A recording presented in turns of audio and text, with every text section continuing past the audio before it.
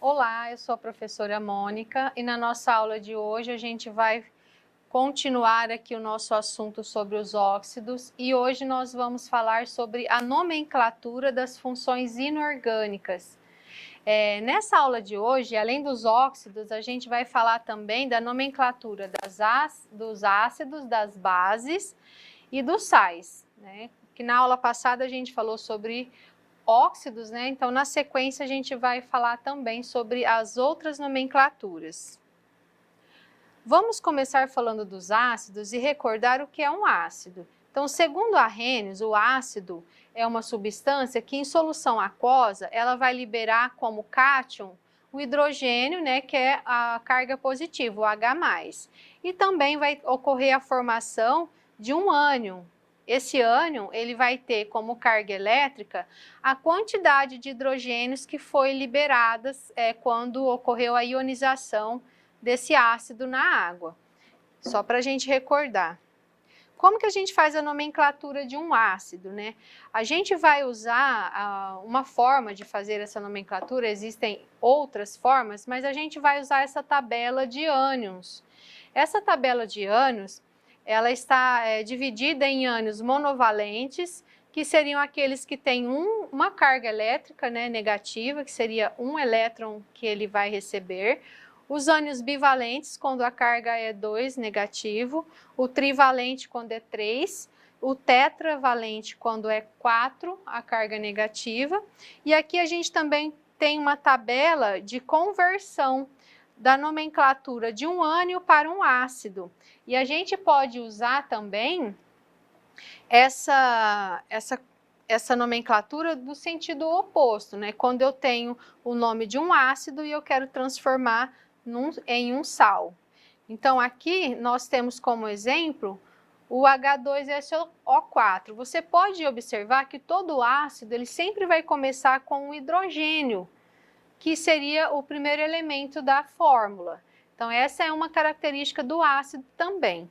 O que acontece quando esse ácido entra em contato com a água?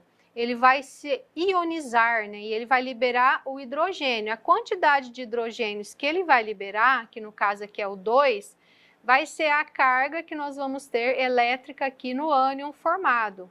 Esse ânion significa que ele recebeu 2 elétrons, então ele se tornou negativo. Para fazer a nomenclatura, como a carga dele é 2 menos, isso significa que ele é bivalente, né? Carga 2 é bi.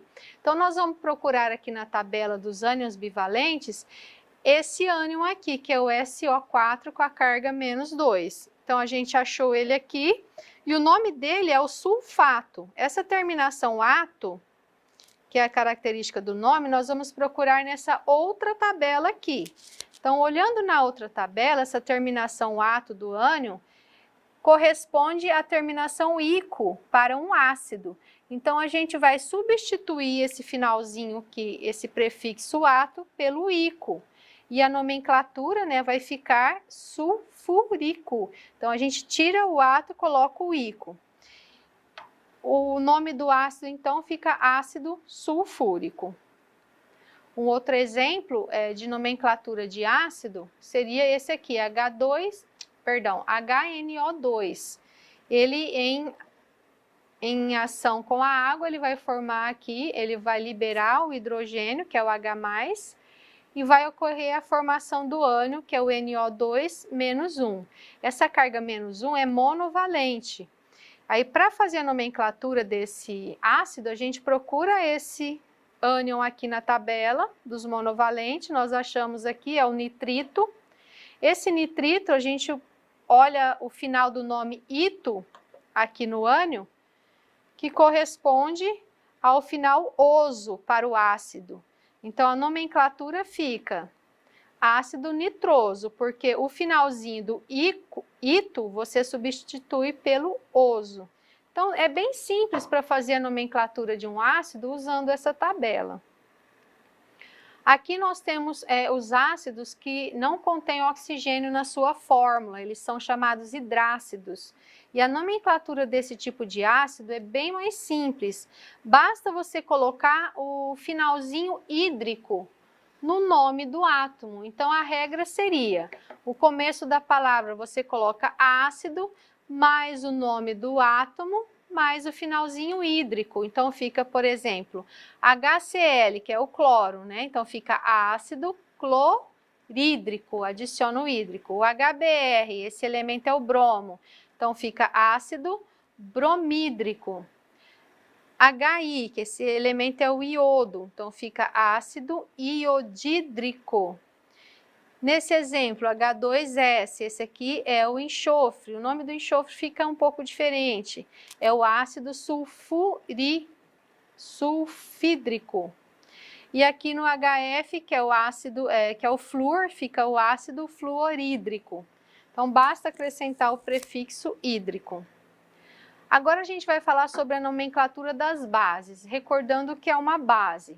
Então, segundo a Arrhenius, né, base é toda substância que em contato com a água, dissolvida na água, ela vai se dissociar, né, ela vai liberar, ela vai separar a parte positiva da parte negativa daquela fórmula e vai liberar como ânion, que é a parte negativa, a hidroxila OH-, então ela tem a carga monovalente, é -1.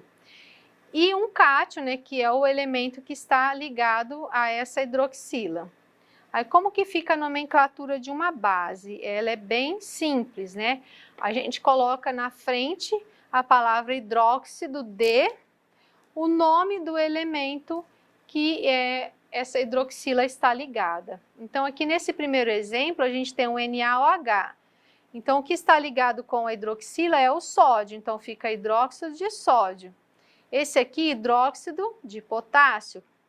Aqui, hidróxido de magnésio, hidróxido de cálcio, hidróxido de cobre 1, hidróxido de cobre 2. Aqui eu coloquei isso aqui para a gente recordar que existem elementos químicos que ele possui variações na sua carga elétrica. Por isso, quando você for fazer a nomenclatura, você tem que colocar se é 1 ou se é 2. Como exemplo, a gente tem também o hidróxido de ferro 2 e o hidróxido de ferro 3. Isso a gente tem lá na nossa aula sobre bases, dá uma olhadinha lá. A tabela periódica, eu só coloquei aqui para vocês lembrarem que ela é uma tabela para vocês consultarem, né? Consultar o nome, consultar a posição, né, que eles estão para saber a carga elétrica desses elementos. Também se ele é um metal, por exemplo, os amarelos são metais, os outros são ametais. Isso é importante para determinar a nomenclatura de algumas funções inorgânicas. Aqui uma função inorgânica que é o sal. Então, o sal, ele é toda substância que em solução aquosa, ele sofre a dissociação, ele também se separa, né, a parte positiva da parte negativa da fórmula, liberando como pelo menos um cátion, que é diferente de H+, e um ânion, que é diferente de OH-. O que significa isso? Que quando a gente tem um sal, a gente não tem hidrogênio no começo da fórmula e também não tem o OH no final, que é uma característica de base. O sal não tem isso. E aí ele vai separar a carga positiva, que é o cátion, da parte negativa, que é o ânion. E a nomenclatura do sal, a gente vai usar o ânion na mesma tabela que nós usamos para dar a nomenclatura dos ácidos. Então, aqui nós temos alguns exemplos de ácidos que já estão dissociados aqui no caso. Aqui a gente tem o HCl, que é um ácido, que aí ele vai dar origem a um sal. Então, aqui o ânion dele é o cloro, ele tem a carga -1. Aqui o cloro, o nome dele é o cloreto, porque o final hídrico aqui na tabela corresponde ao final eto para um sal.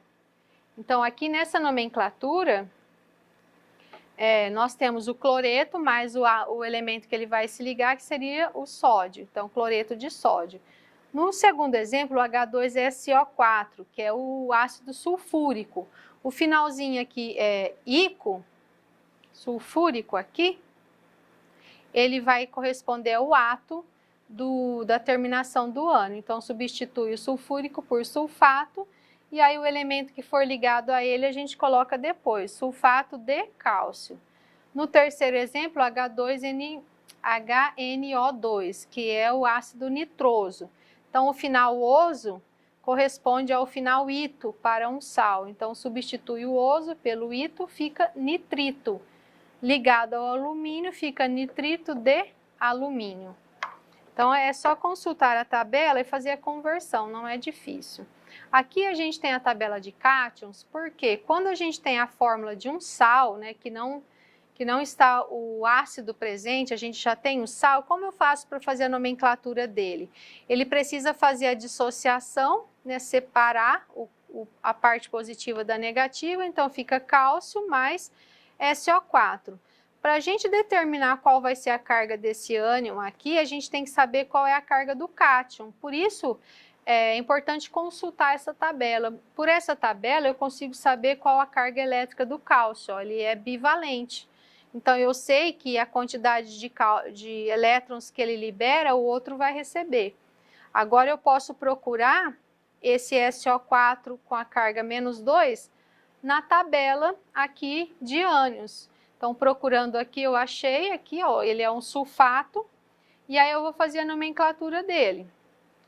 Então, seria aqui, né, a tabela de ânions, o ânion SO4, né, só para ficar mais visível, a gente acabou de olhar, e o nome dele seria sulfato de o elemento que ele está ligado, que é o cálcio. Então, não é difícil. Aqui nós temos um outro exemplo, onde o sal já está dissociado, então é mais fácil. Você só olha aqui, ó, o ânion lá na tabela, que é o NO3 monovalente, você vai achar lá que é o nitrato de lítio, porque ele se ligou ao lítio. Aqui a gente tem o SO4 com a carga menos 2, que é bivalente. Procura lá na tabela, vai ser o sulfato de potássio, que ele está ligado com o potássio. Aqui o PO4 com a carga menos 3, ele é trivalente. Se você procurar, ele vai ser o fosfato de sódio. E assim a gente faz a nomenclatura do sal. Agora vamos falar sobre os óxidos, a nomenclatura dos óxidos. Recordando o que é um óxido. Ele é uma substância formada por dois elementos somente, sendo que um deles é obrigatoriamente o oxigênio. E esse oxigênio, ele vai ter a carga do ânion, ele é o ânion, né, dessa fórmula, ele vai ter a carga menos 2. E ele vai se ligar com outro elemento. E aí a gente tem uma situação, quando o oxigênio, ele se liga, esse outro elemento que ele se liga, ele é um ametal, ele é um óxido molecular, e a nomenclatura dele é diferente. Quando ele se liga com um átomo que é um metal, né, a nomenclatura é diferente, então a gente precisa consultar a tabela periódica para saber se esse elemento que o oxigênio está se ligando, ele é um ametal ou se ele é um metal, e a gente aí para fazer a nomenclatura corretamente. Como fica então a nomenclatura dos óxidos moleculares? Então eles são formados por oxigênios que se ligam a metais, então a nomenclatura fica a quantidade de oxigênios que a gente tem na fórmula, o prefixo dessa quantidade, que é mono, di ou tri, mais a palavra óxido, seguida do prefixo que vai indicar a quantidade do elemento com o qual esse oxigênio se ligou. Só que nesse elemento a gente não usa a palavra mono, começa de di, o tri e o tetra, mais o nome do elemento químico. Vamos ver aqui um exemplo. Então, a gente tem aqui, ó, como exemplo, o trióxido de nitrogênio. Então, eu tenho 3 oxigênios, então o prefixo é o tri, então fica trióxido de 2 nitrogênios, então é dinitrogênios. Aqui nesse outro exemplo, N2O4, eu tenho 4 oxigênios, então o prefixo é tetra, então fica tetróxido de, o di, porque tem 2 nitrogênios, dinitrogênio. No último exemplo, a gente tem o N2O5, o prefixo da quantidade 5 é o pente, então fica pentóxido de dinitrogênio. Então, essa é a nomenclatura dos óxidos moleculares. Aqui nós temos as tabelas de consultas, que a gente já usou, e aqui também a tabela dos prefixos, para você fazer a nomenclatura, no mono, di, o tri e assim por diante. Agora, a nomenclatura dos óxidos iônicos, eles são óxidos que se ligam com metais. E a nomenclatura dele é bem simples, é só a gente colocar a palavra óxido seguida do nome do elemento químico. Então fica assim, ó. Aqui no exemplo, o Na2O, que seria óxido. O Na, ele é um metal. Todos esses aqui são metais, por isso eu preciso olhar na tabela periódica.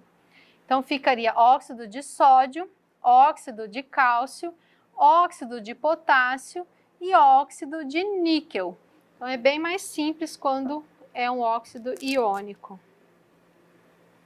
E a nossa aula de hoje, pessoal, fica por aqui.